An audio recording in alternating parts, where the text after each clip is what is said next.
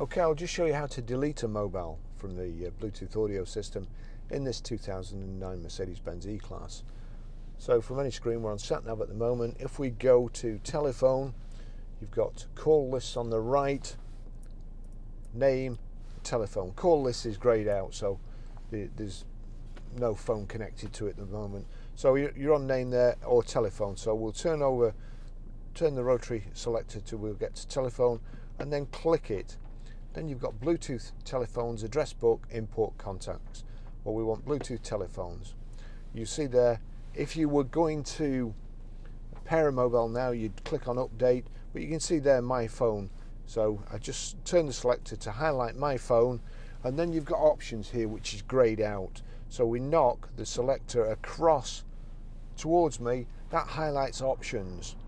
We select options, and the first one is deauthorize, then you've got details, then reception, volume and transmission, but we want deauthorize.